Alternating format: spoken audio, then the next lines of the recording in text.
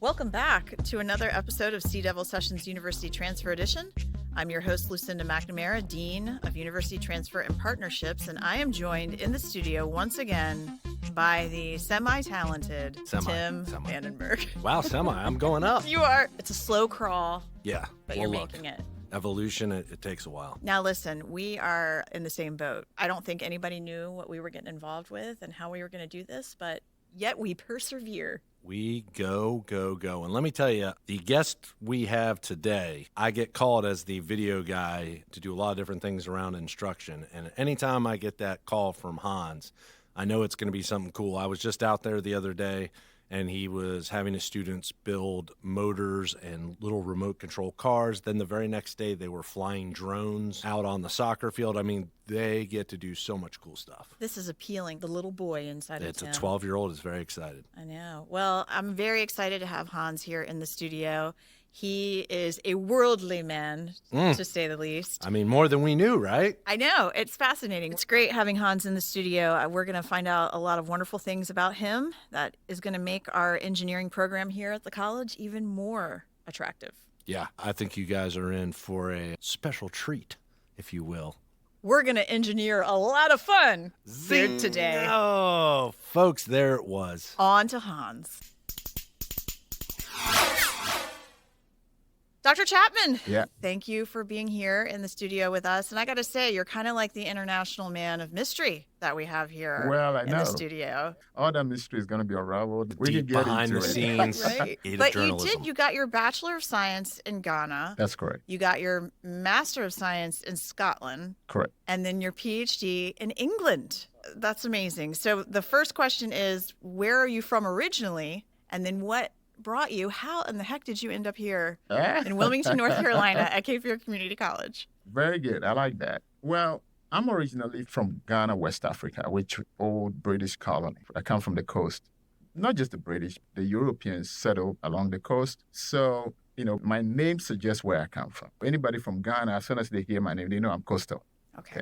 Yeah, that European connection. But I had family also growing up while I was in school in Ghana and all that. So after high school, I would go to England for vacation or summer break, those kinds of things, and come back. And I decided that do part of my education in England at the time. So I did my bachelor's in Ghana at the University of Science and Technology, called it Kwame Nkrumah University of Science and Technology, because Kwame Nkrumah was the first president of Ghana. Okay. So when I graduated, I was signed on. At the time, they used to have what they call teaching assistant. Right. So it was a 1-year service. So for 1 year, I was a teaching assistant. So I was, assisting the faculty. Sometimes I would teach classes or run the labs and all that. So I built a little bit of experience in engineering, and I wanted to further that. So I decided to go do my master's. But as I said before, my target was the United Kingdom generally, not just England, Scotland. So a lot of schools. And then I got all kinds of stuff coming back. Every school wanted to give me a scholarship, blah, blah. And I went to my dad and I said, which of these should I choose? And my dad said, the Scotland one kind of looks attractive, so give that a try. But I'd been to England several times. Okay, I hadn't been to Scotland. So I said, okay, let's put that in. And, I wrote back and they said, hey, full ride, your flight, everything. I can't beat that. So I went to Scotland. I did my master's. I was there for 14 years. It was kind of an accelerated program. On the academic side, it was a great experience, but not on the other side of things in terms of adjusting to the culture, to the weather, and it was something else. But I kind of just went through everything and then got my master's. So now I wanted to do a doctorate after that. Okay, so I had to do the doctoral. And I went to my chair at the time and said, okay, I want to do a doctoral. What do you have for me? And he said, we'll take you on. But then I got other offers, one of which was to go to Canada, to Waterloo or something. So I went back to him and said, well, I'm getting all these offers. I want to stay, but I'm not too comfortable with the weather and other things here. Then he said, okay, go back, look at all these offers and see which of them will give you the best academic step, in the sense that some of them you had to redo a master's before you do the doctorate. Oh, yeah. Yeah. I said, okay, I'll go to Surrey. I don't want to redo it. Yeah, I'll go to Surrey. Goodbye, Scotland. So I went back to England in Surrey to do my doctorate. And this was just right after My plan actually was to go back to Ghana after my master's, work for a little bit, and then come back. But, all these offers came, and we had just gotten married. Oh.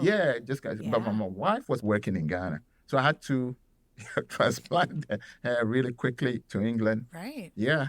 And my son had just been born, so he also came over. Okay. But there's a little piece in there which I need to throw out. I was a big-time soccer guy. Soccer in the sense, soccer guy, I was doing everything in soccer. I was playing soccer. I was a semi-pro.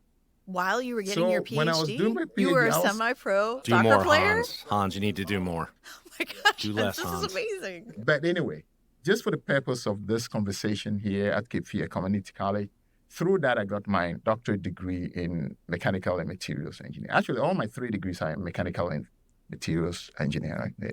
Well, how did you end up here in Wilmington then? Well, We're on the when Oregon I was Trail, in Lucinda. England, I'm just Won't you giving hold you up? my origin because it's a lot of places. Okay. right. Yeah. Can I just jump in for a sec, though? It seems like maybe originally, so a lot of students could relate to what you're saying, your choices early on maybe weren't because you knew exactly what you wanted to do, but you knew you wanted to go to England or Scotland. Some of it was based on that. Is that accurate? Some of it, yes. But the reason I brought in the soccer part was that there was another driving force to it.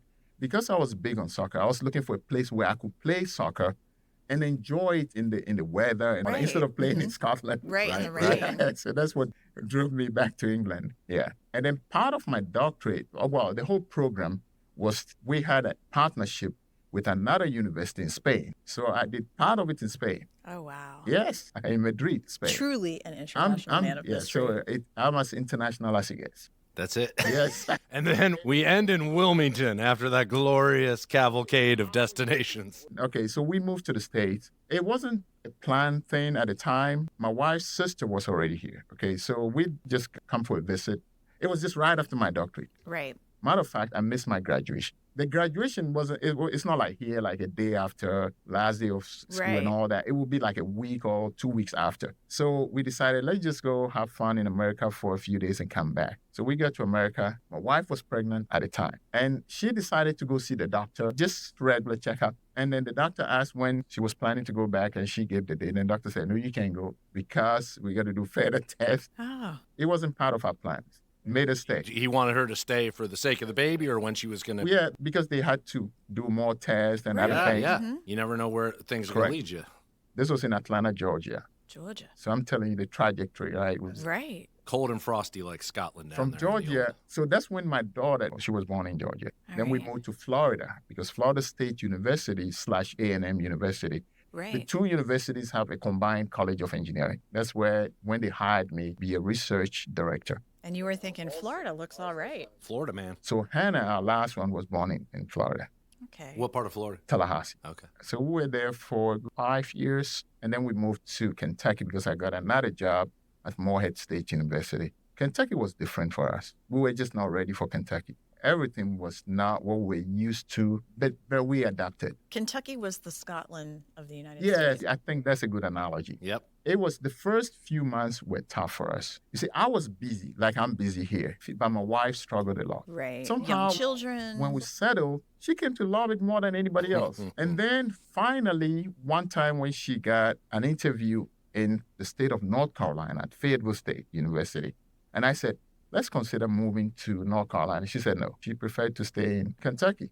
So I had to do a lot of convincing. Did that catch you off guard? Did you had already sensed that she had grown on her? Somehow. Yeah. Okay. But to your question of how we ended up in Wilmington, that's where I'm getting to. Yes. So my wife got a job at Fayetteville State. My wife is a librarian. She's a business librarian. Okay. She's right now at UNCW. So when she got a job, I said, okay, now we all got to move because Wilmington, North Carolina had always been my favorite destination in the United States. Okay. I grew up looking at maps because my dad was teaching geography and all that. So I love maps. So we had this big map of the United States, and I'd call the kids and my wife, and we'd look and we'd say, where do you think would be a great place for us to finally settle? And everybody would choose. I remember my wife said, Austin, Texas, all. And I said, Wilmington, North Carolina, 25 years ago. That's what I said. I had no idea how we're going to get to it. But why Wilmington? Well, because I'm coastal. Yeah. Did you throw a dart at the flag, or how did you point at Wilmington? But what drove me was it kind of looked to me as a direct shot across the Atlantic That's what I was going to ask. to Ghana. Yeah. Like if you Something drew a like closest. line Yeah, on the something map. like that. Right. So I said Wilmington, North Carolina. Makes sense Yeah. now. So, Hans, what drew you to engineering as a field of study? It ties back to my background in Ghana. The system at the time, now it's changed, was that the best math students ended up in engineering. And I was always the best math student. So it was kind of a natural thing for me. But another part of it was I grew up in an industrial city, Tema. There was a lot of engineering, industries. You see engineering everywhere. So for me, it was just a natural transition that I had to do engineering.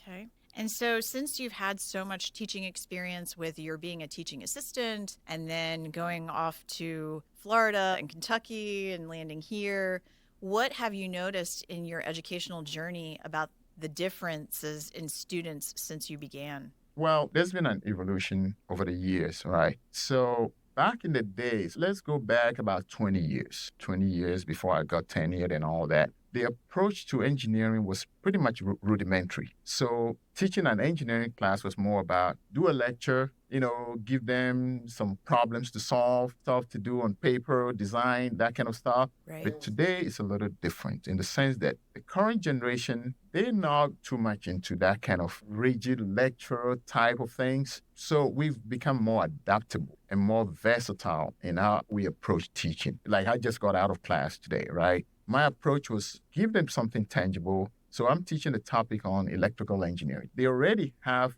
the devices. They have the physical resistor, they have the capacitor, they have a battery, they have an LED, okay? So they kind of playing with it as I walk them through it. It's not just me standing there and writing on the board. It's tangible. It's It's in their more hands. tangible and it's more visual. They look at the actual structure of a resistor.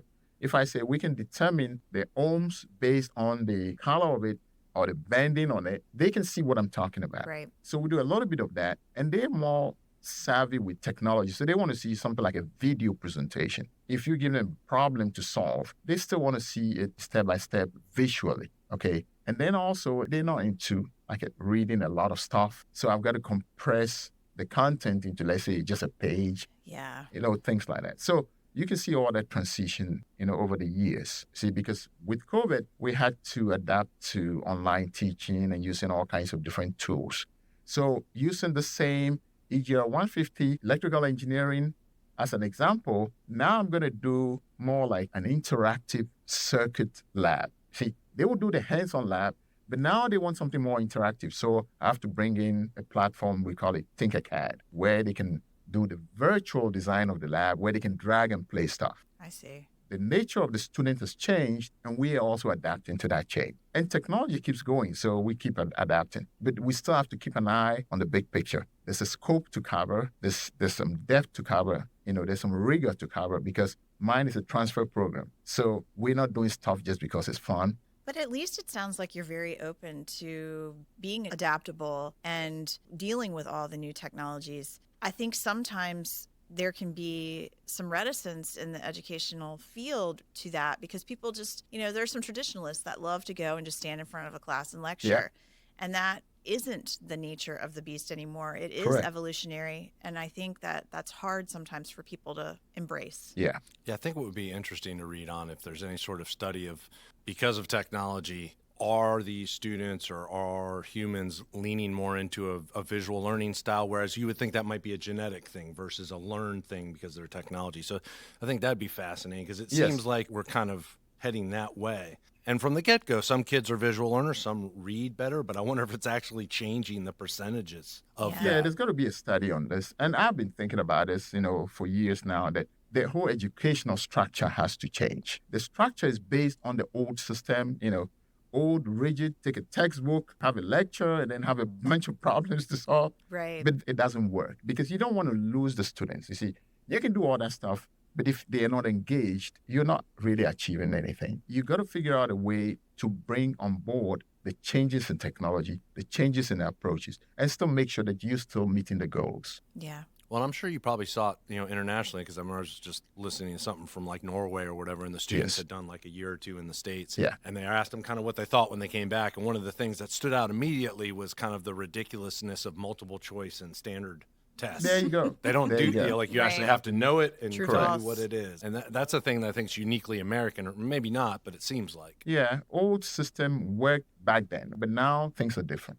We got to roll with the punches. Yeah. So speaking of rolling, are you ready for the rapid fire Oh, let's questionnaire? do it. All right. So You can't see it at home, but Hans is currently flexing and staring us down. That's I how know. ready. he is ready. He is ready. Charged. I know. I've had a lot of good training from the previous questions, so let's do this one. He's ready. Rapid fire, rapid fire. What is your most favorite thing about your job? Oh, just coming into work. When I step in that NA building, NB, on the campus, anywhere on that campus, I'm fired up. Oh, no. Just Okay. just the environment So there you is shout something out else. to the North Campus and Oh, the yeah. vibe. I love it here too, though. When I come here, when I see the activity and then the views of the water and all that, but just the North Campus has something special. I can't put it into words, but there's some serenity about it. It's the birds. I visited Oh, there. it's the birds. I Okay, visited maybe there. that's it. I've always been wondering what it Yeah. is. There's some serenity about it. It It is. just fires me up. But meeting the students, you see, I'm from a family of educators. You see, my granddad, my dad, and myself. So that fires me up. Meeting the students, seeing that curiosity. You know, what are we doing today? We're doing electrical. And they ask, are we going to do a lab? Those kinds of things. Mm-hmm. Yeah. My wife says that, Hans, it keeps you awake. I say, yes, that's what I love. I like it. What is your least favorite thing about your job? That's a tough one for me. But I'll say it's something that developed recently. Okay, this is more college-wide. When I started here 7 years ago, there was more camaraderie. Oh, yeah. Yeah, you know, if I needed something, right, I'll call on the phone and they'll say, when you come to the main campus, can you come to my office? Let's work through this. So it was more like a one-on-one, and I'm a little bit old school, so I still like that one-on-one. But after COVID, I'm missing all that because everything is send an email and you get a response. And Yeah. so I see names, but I don't see the faces that connect to the names. Does that make sense? Yeah, absolutely. No, it does. I'm very personal. If I need to speak with Tim, I'd rather come meet with him and let's talk one-on-one. Right. It's a sense of community. Yeah, for me, it's different. But I think we just I got understand so the big, situation. so fast. maybe, yeah, you know? things change. But that's the part that challenges me a little bit. But generally, I'm happy with a lot of things that I do. All right. What sound or noise do you love? I mean, the classic good music, right? But things like, you know, like a brand new car, Oh. you know that? Like an Okay. electric car or a hybrid car. Yeah. Because for me, it just reminds me of good engineering design. Oh. You see, like everything is Tie-in. working well. You know what I'm saying? It makes sense to me when things are working well. Right. Mhm. Okay. It's a Yeah. pleasant sound. Yeah. Brings it full Yeah. circle. Up in S604, and we have a 3D printer up there. Just the sound of that 3D printer doing its whole thing and just moving stuff and placing them. For me, I'm like, oh, this is cool. This is real engineering. Somebody designed it. They make sure it's functional. All the parts are working together. And then when it's not working, you know the sound is going to change. You know it. Very interesting. Well, on the other end of that, what sound or noise do you hate? Maybe tied to what I love. Because when the sound is not good, It's like not you got two working? metals, just screeching against each other, Yeah. that jarring, yeah, it tells me that hey, it's time to. But you see, it's noise that I hate. But as far as my profession as an engineer, we welcome that. You see, engineering is about Then it's a problem you have to yes, solve. problems, Right. and then figuring out what are you going to redesign or improve to make it work better. The noise may not be pleasant, but it's an opportunity to work on something to improve it. Okay. What one piece of advice do you have for college students? What I tell students is that it's easy to make a grade, but it's hard to leave a good name in terms of a professor thinking back as, oh, this was the student that did the best work in terms of the quality of work. Go the extra mile, okay? Don't just submit something just because you want to just get out of it. Spend the time, be thorough, okay? Because you have only one shot at it. Maybe you can do a remedial, but generally you have a one shot to do the best quality work. Another thing that I like to share with my students is that they got to get involved. You're here to get an associate degree, some other degree, certificate, and that's all fine. That's all academics. Get into leadership.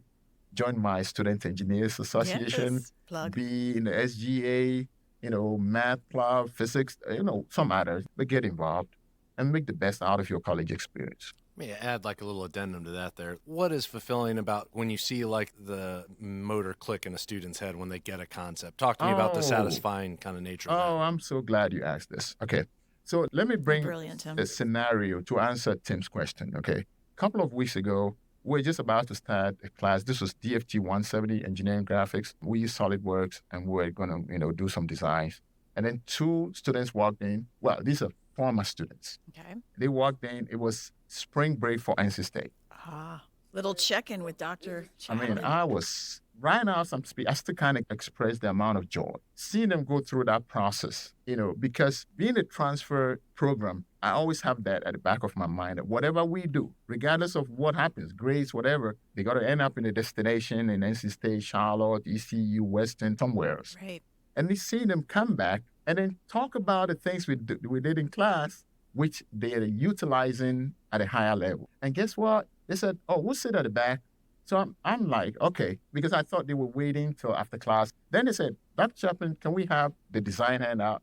Because we still want to do some more solid work. Oh, Think my about goodness. that. Yes. And they spent a good 2 hours doing all that. And I will go back. That's a testament to you and your teaching and your dedication and to the to whole them. system and even to the college, to have that kind of environment, that kind of culture. We can't advertise that enough because I think a lot of people don't realize that we are transferring kids to places like NC State and other great universities. Oh, yes. And NC State, like in North Carolina, when we think about engineering, right? That's the school. Well, and we Correct. have a new partnership with ECU as well. Absolutely. So kind of in the same vein of that, what 2 college transfer major options for someone interested in engineering? What are 2 of them?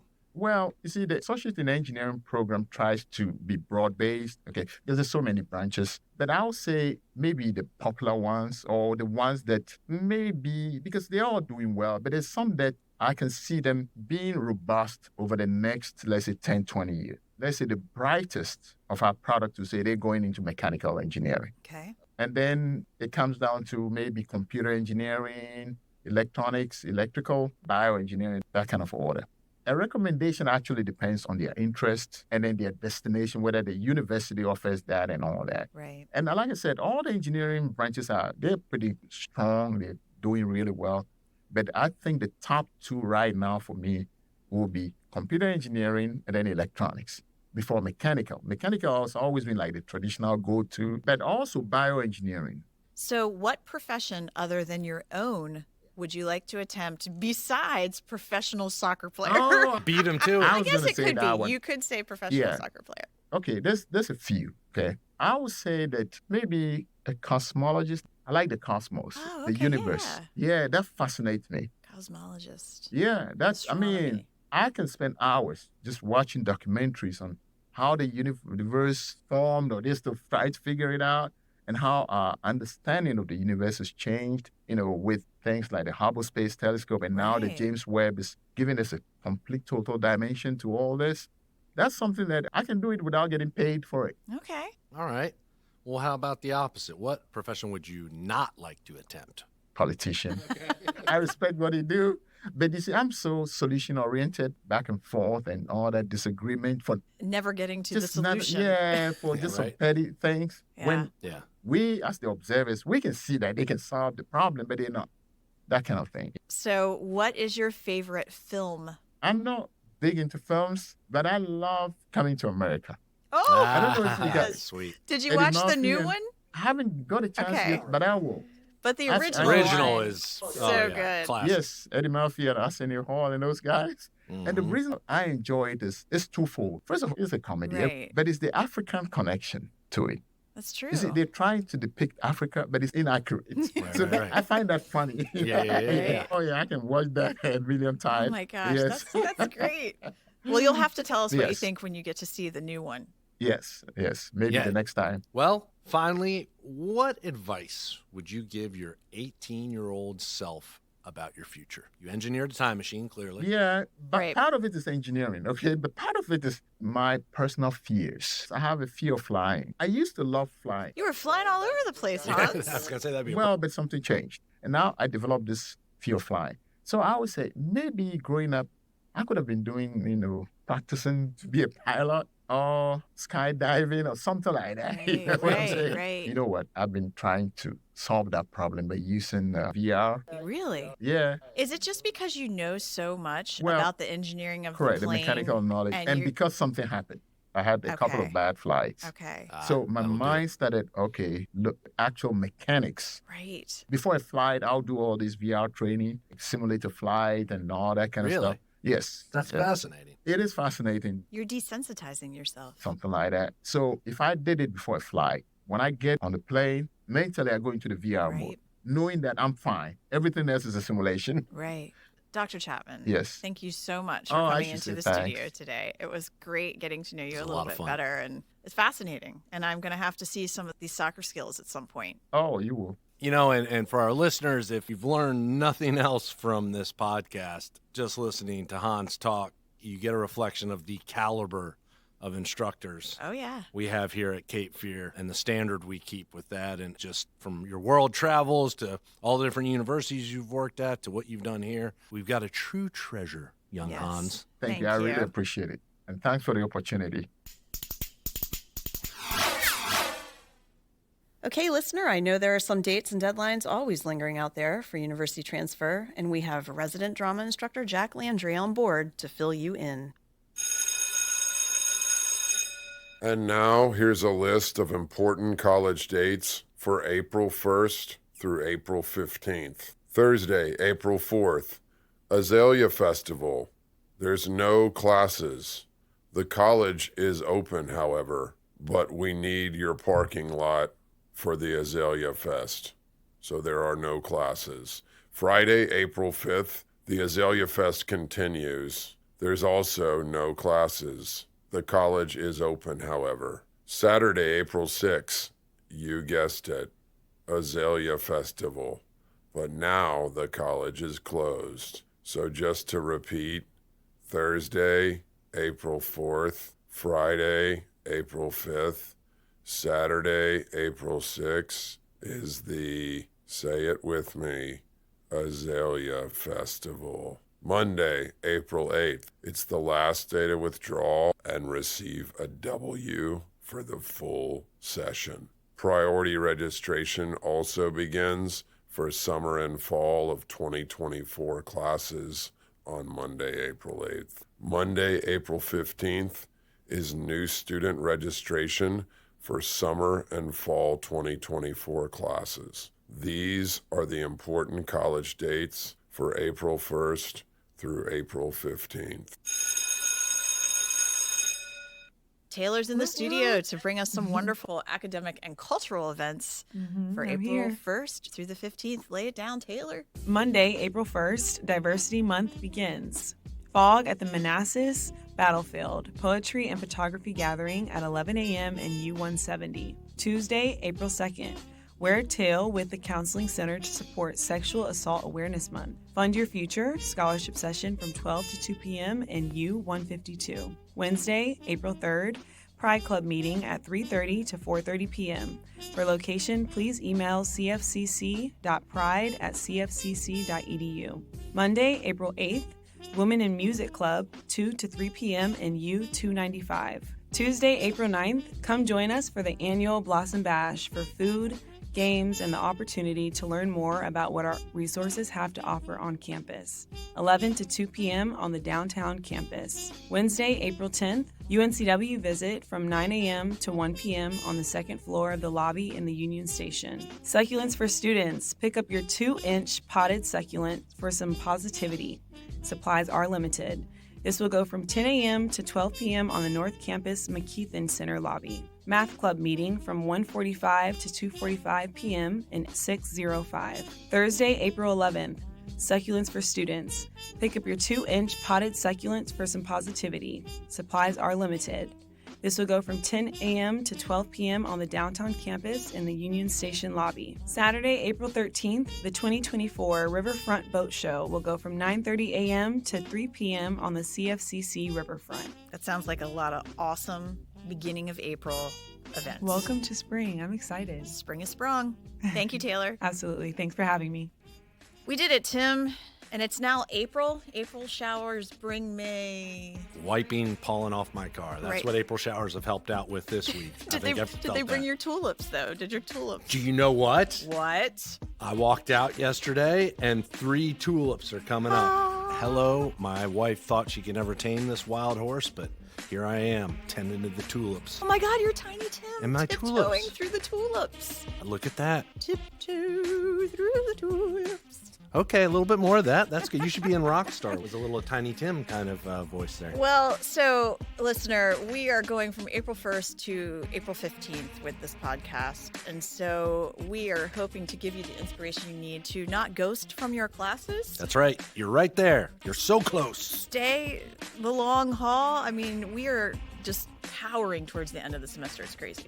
Yes. You don't need that Jimmy slushy just yet. Just wait till it's warm out and finish your class. So being in April, we are heading towards the 15th, but that weekend, we've got a really big event that's taking place down here on the riverfront. Boat show. Yes, the 2024 Riverboat Show from 9:30 in the morning to 3 p.m. in the afternoon. Yeah, so what this is, guys and girls, is people that have built their boats, then also people who are in local clubs with their boats, like Simmons Sea Skiff, which is a type of boat. Yeah. So yeah, you come out there and you're going to see some pretty unique craftsmanship, and you can do some fellowshipping while you're there. Yes, this is some beautiful. camaraderie. Nothing better than to be on the riverfront Fellowshipping. with your boats. That's right. So until next time, everyone, go to class. To the boat show. Sea Devil Sessions University Transfer Edition is brought to you by CFCC's Community Relations Department. Original theme music by Nicholas Montalbano and Fermin Chavez Ramos.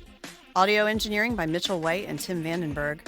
For questions or comments, please contact us at seadevilsessions@cfcc.edu.